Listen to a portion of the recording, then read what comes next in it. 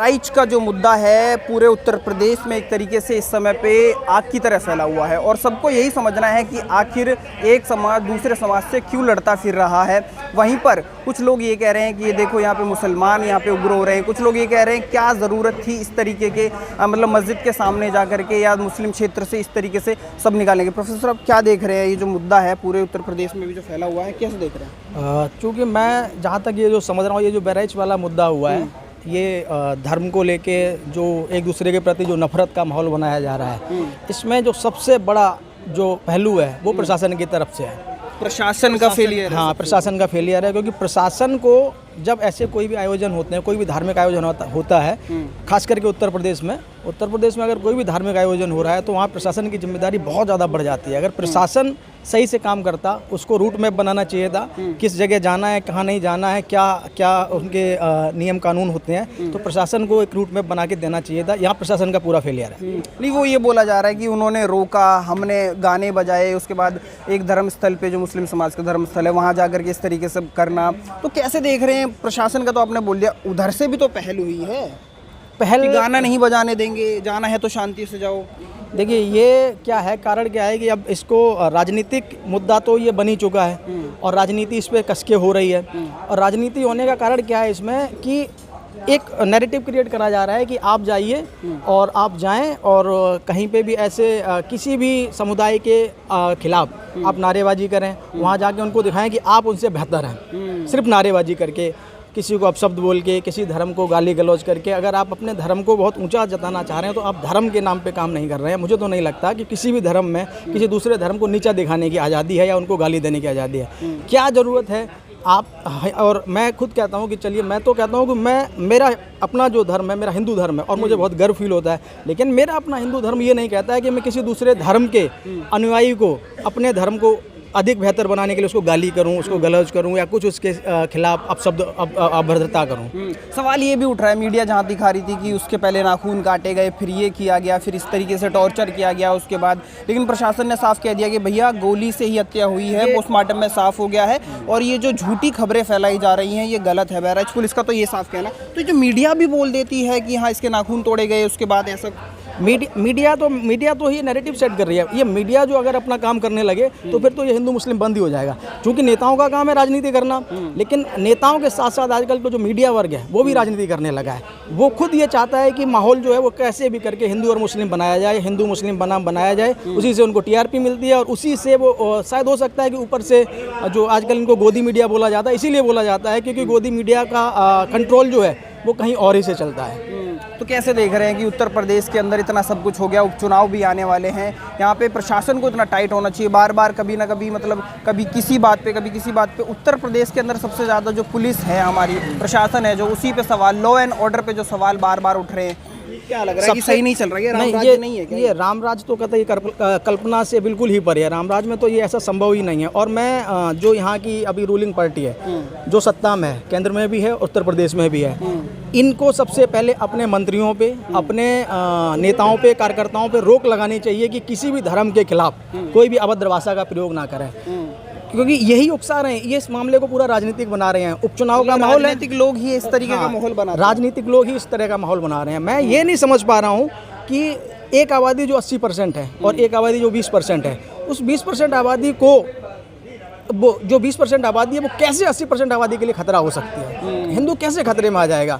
कैसे खतरे में आ रहा है? समझ में ही नहीं आ रहा है। क्या संगाचार्य उन्होंने भी ये बोला कि 300 साल से भी ज़्यादा लोगों ने हम पे रूल किया, राज किया, हमारा धर्म कभी नहीं खत्म हुआ, लेकिन 10 साल से ऐसा लग रहा है, ऐसा बताया जा रहा है कि हमारा धर्म खतरे में है। तो ये सब झूठ है, राजनीतिक लोग हैं, बड़े बड़े शंकराचार्य भी ये बात यही सनातन जो सभी ये बोलते हैं, सनातन का मतलब नहीं समझते। सनातन मतलब ही है कि अनंत है, इसको कोई नहीं खत्म कर पाया, ना ही किसी से खतरा है। आपको आपका धर्म ये सिखाता है कि हमें हमारे अंदर सेवा भाव होना चाहिए, किसी दूसरे के खिलाफ हमें गलत, अभद्र या गलत व्यवहार नहीं करना है। हमारा धर्म तो यही सिखाता है। मैं किसी दूसरे धर्म के मैं किसी के धर्म जो स्थल है वहाँ जाकर के अगर उस पर अभद्र भाषा यूज करूँ, वहाँ जाके मैं नारेबाजी करूँ, तो मेरा धर्म ये नहीं सिखाता, मेरा हिंदू धर्म ये नहीं सिखाता है।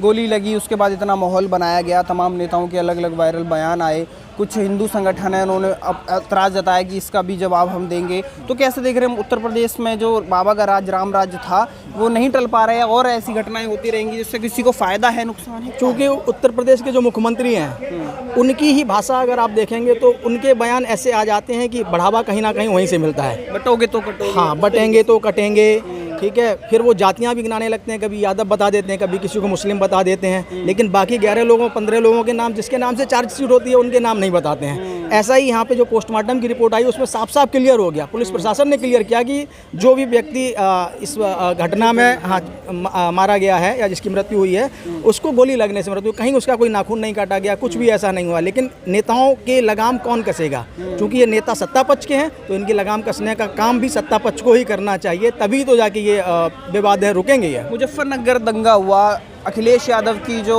फ़ोटो है वो तमाम चैनलों पे दिखाई गई कि ऐसा हो गया, इनके राज्य में ऐसा हो गया, लेकिन अब ऐसा देखने को नहीं मिलता है। तो कहीं ना कहीं बातों को दबाया जा रहा है। कैसे देखते हैं?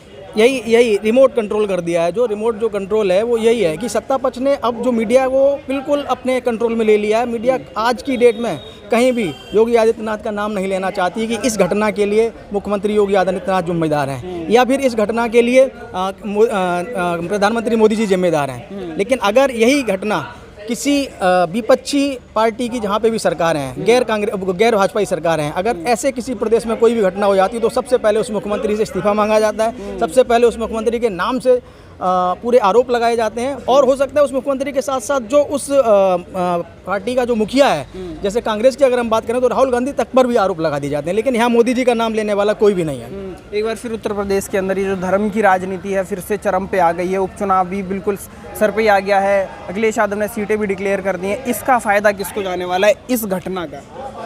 ये जो माहौल बनाया जा रहा है वो माहौल केवल ये उपचुनाव को लेके ही है।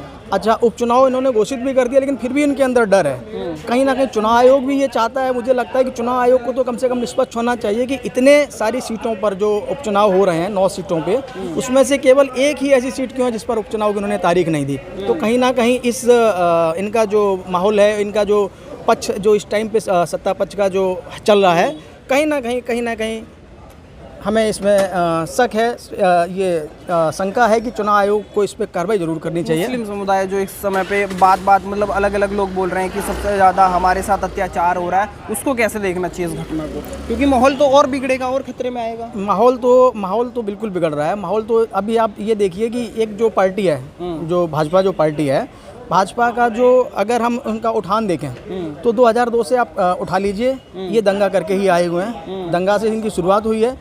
दंगे को इन्होंने अपना हथियार बना लिया है। दंगे को भाजपा ने हथियार दंगे को इन्होंने अपना हथियार बना लिया है। और इनका कोई भी राजनीतिक भाषण या कोई भी चुनावी भाषण आप उठा के देख लीजिए या आर्थिक भाषण भी उठा के देख लीजिए, तो ये बिना हिंदू मुस्लिम के बांटेंगे, कटेंगे, इनके संसाधनों पे वो कब्जा कर लेंगे, पाकिस्तान आके हमला कर जाएगा। लेकिन कभी भी चाइना द्वारा जो 4000 स्क्वायर किलोमीटर की जो जगह कब्जा कर ली गई है उस पर कभी बात नहीं करेंगे। देश में रोज़गार की बहुत कमी है, आप प्रोफेसर हैं, और सबसे बड़ा सवाल ये है कि ये जो मानसिकता है नए बच्चों में, जहाँ पढ़ाई और नौकरी की मानसिकता होनी चाहिए, उसके बाद ये झंडा उठाना, झंडा तोड़ देना, इसका झंडा उसका झंडा, ये धर्म ऊपर ये नीचे, इससे क्या विकसित होगा दिमाग में खासकर? नहीं, मैं वही तो कह रहा हूँ कि देश में जो ऐसा माहौल बना दिया गया है, देश में जो आजकल का जो युवा है, अगर ये किसी पार्टी के किसी भी पक्ष में हो सकते हैं, किसी के भी पक्ष में हो सकते हैं, लेकिन उन पार्टियों के शीर्ष नेताओं के बच्चों से इनको सबक लेना चाहिए। मैं एग्जांपल देना चाहूँगा अमित शाह जी का।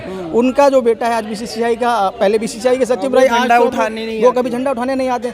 आप किसी भी नेता को देख लीजिए, क्या उनके बच्चे झंडा उठाने मस्जिद में या मंदिर में जाके दंगे करने जाते हैं? आज तक के रिकॉर्ड में मैंने तो कभी किसी को नहीं देखा। और मैं एक घटना और आपको याद दिला दूँ, कासगंज में एक घटना हुई थी। एक चंदन गुप्ता करके जो थे, तिरंगा यात्रा निकालने के लिए उन्मादी टाइप के उस टाइम पे भी घटनाएं हुई, दंगा हुआ, और वो चंदन गुप्ता जो थे बहुत युवा थे, उनको अपना परिवार के प्रति जिम्मेदारी नहीं हुई। और आज के समय में उनके परिवार की हालत देख लीजिए, ना ही तो किसी को सरकारी नौकरी मिली, शहादत में चले गए। उस समय भी सारे नेता उनके घर पे गए थे कि ये कर देंगे, हम चौक बनाएंगे, हम इनको नौकरी देंगे, लेकिन अभी तक कुछ भी नहीं दिया। और तो और उस चंदन गुप्ता की हत्या में जो भी आरोपी था, आज की पिछली जो तिरंगा यात्रा निकाली थी भाजपा वालों ने, उन्हीं का सम्मान किया और उनको वो अपनी तिरंगा यात्रा में साथ लेके चले। तो ये युवाओं को भड़काते हैं। युवाओं को खुद समझना चाहिए कि शिक्षा और स्वास्थ्य और रोजगार को लेके अपना किसी भी नेता के पीछे भागने की जरूरत नहीं है। सबसे पहले अपने पढ़ाई पे ध्यान दें और अपने रोजगार पे ध्यान दें। प्रोफेसर साहब की बातों से हम बस यही समझाना चाह रहे हैं कि जो बहराइच का मुद्दा है काफ़ी ज़्यादा गर्म हो गया है और सबसे बड़ा सवाल कि जो युवा पीढ़ी है वो किस तरफ जा रही है। एक तरफ कलम की बात होनी चाहिए, लेकिन यहाँ पे झंडे और धर्म की बात हो रही है। इससे देश को कितना फ़ायदा है, नुकसान है, आप नीचे कमेंट्स में ज़रूर बताएं। और जो बहराइच का मुद्दा है इसको आप कैसे देखते हैं ये भी नीचे ज़रूर बताएं।